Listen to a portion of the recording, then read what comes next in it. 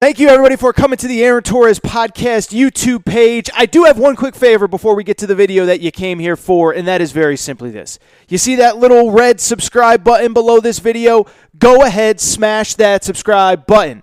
It really does help me. It really does help this channel grow and my audience grow. So go ahead and hit that red subscribe button. And now, here is the video that you came here for.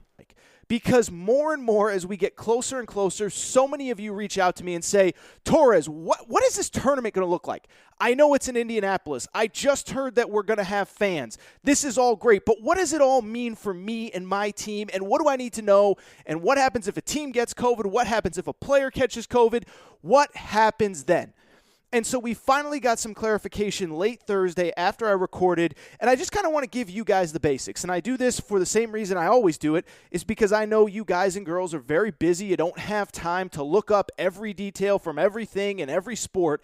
And so let me tell you, because there are three important, I don't know if they're changes, but announcements that have been made to how the NCAA protocols will take place if teams catch COVID.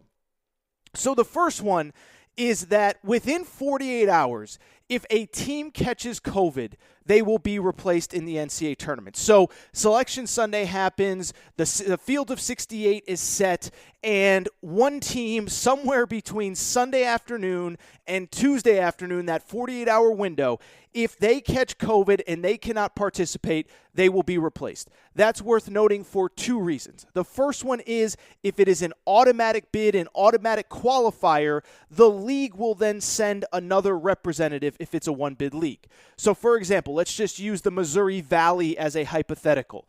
Loyola of Chicago is really good. Let's assume, and we hope this doesn't happen, but if Loyola Chicago somewhere between their conference tournament, between Selection Sunday, I should say, and Tuesday get a bunch of positive tests and cannot participate, the Missouri Valley will then pick another representative. I think it's up to every conference how to pick that team, whether it would be the runner-up in the conference championship game, whether it would be the regular season champ, whatever.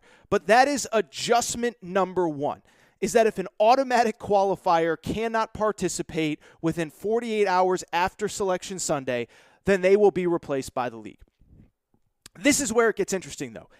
If an at-large team cannot participate, then there will essentially be 4 teams on standby ready to participate in the NCAA tournament if there are any teams that come down with COVID protocols. And again, this is within 48 hours of Selection Sunday happening. And what's important here is a couple things. First of all, the selection show itself. So Selection Sunday will be like anything you've ever seen because we are going to get that 68-team bracket, but then after that, we will actually see who the first 4 out are, and those teams will again essentially be on standby. They will not travel to Indianapolis, but the plan would be they would basically sit around campus and in a weird twist, I guess in theory, hope that a team tests positive so they could go to Indianapolis. So for a hypothetical, let's say Duke is the first team out of the field of 68, they would stay in Durham, go back to Durham, but if I don't know, if USC can't participate, then Duke would fly to Indianapolis and take their place in the tournament. This, however, is the important part. And this blew my mind. And by the way, shout out to my intern, Zach, because he sent this to me, and I said, that cannot be right. But it is true. And this is the crazy part of it all. Regardless of which team goes out of the tournament, the team that replaces them will then slot into wherever they are in the bracket. And what do I mean by that? If, let's say, hypothetically, Baylor is a number 1 seed, and let's say, hypothetically, Duke is the first team out of the NCAA tournament, and Baylor cannot participate, then Duke would then slide in, get this, as a number 1 seed. They would just replace Baylor as a number 1 seed in the bracket. Same if it's USC as a number 3 seed or a number 5 seed, Duke then becomes a 5 seed if they're the first team out. If it's an 8 seed, 9 seed, whatever. So yes, there is the scenario that Duke or Michigan State is the first team out of the field and will then become a 1 seed in the bracket. Now, I personally think this is a terrible idea, but let me kind of explain to you why the NCAA has made this decision. And the very simple decision and the very simple reason is your bracket. They don't want you going to bed on Sunday filling out a bracket, Monday morning filling out a bracket, and then Tuesday Baylor has to withdraw from the NCAA tournament. They don't want to have to completely reseed the tournament because I guess in theory maybe you've already filled out a bracket or the office pools are set or the point spreads in Vegas are set and people have already taken money on certain teams or whatever. What they don't want to do is if Baylor gets knocked out as a 1 seed because of COVID, they don't want to have to restructure the entire bracket. They don't want to put Duke in as an 11 seed and then have to completely restructure the bracket. It changes everything. It would alter everything. Obviously, you could then have scenarios where teams from their own conferences are playing.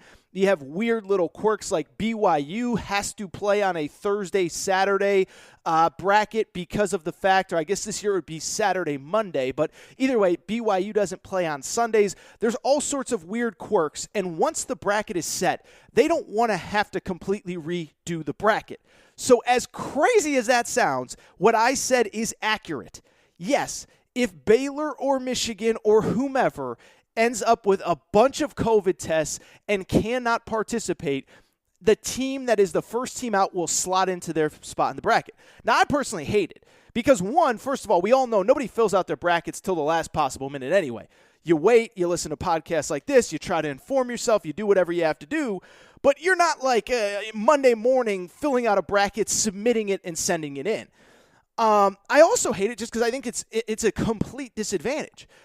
Imagine being a 2 seed in Baylor's bracket, and all of a sudden you don't have a 1 seed. How is that fair to both all of the other 2 seeds who might have to go through a 1 seed to make the Final Four, but how is that fair to all of the other 1 seeds who now have a tougher draw as well? So I hate this idea, but I want you to conceptualize this. If teams cannot participate because of COVID, I am telling you, it's the weirdest thing I've ever heard. The teams that are on the outside looking in, so team 69, insert your own jokes, team 69 through 72 will just be inserted for the teams that get knocked out of the bracket if a COVID pause happens, if a COVID case breaks out and teams cannot participate. Now, a couple notes here because I don't think it's as sinister and dire as I just made it sound. The first thing is, after 48 hours, if a COVID outbreak happens, then the replacement teams are done. So if on Wednesday morning a team tests positive for COVID and cannot participate, then the team that they're playing actually just gets a forfeit or a cannot play and they advance. So Gonzaga is supposed to play Prairie View A&M, and 24 hours before tip-off on Thursday or Friday or whatever it is, Prairie View has a bunch of COVID tests. Then Duke doesn't slide in or nobody slides into that spot. Baylor or Gonzaga or whomever would just automatically advance to the next round. That is at least for the first few rounds of the NCAA tournament. Now, I have heard, I will tell you this, if you want a positive, I got kind of a sketchy text from somebody that I do trust, by the way, that kind of told me, hey, I'm just telling you, after the first weekend, these COVID policies are going to be relaxed a little bit because CBS and the NCAA don't want, a team getting stuck in a hotel for 3 weeks and then a Gonzaga, Baylor, or Michigan cannot play if they advance. So I am told that maybe the COVID protocols, this is completely just speculation on my part, that maybe they'll be loosened up a little bit. But the point I'm trying to make is within the first 48 hours, a team will be replaced. And after the first 48 hours, the team that cannot participate will not be replaced, and the team they were supposed to play is just going to be advanced to the next round. Now, what I would tell you is a couple things. One, I'm hoping that, first of all, that things do loosen up as the tournament goes on. Even Dan Gavitt, the guy who's in charge of the NCAA tournament, he kind of hinted if we get to an Elite Eight, if we get to a Final Four, if we get to a national championship game, and it's conceivable that we can pause the tournament for a day or two to keep the games on the court, then there's a good speculation that that actually will happen. But beyond that, I actually think this is much ado about nothing, because I do think the NCAA has actually done a good job of putting COVID protocols in place to make sure that essentially teams themselves are not going to have to pull out of the tournament. Now, an individual player might not be able to play.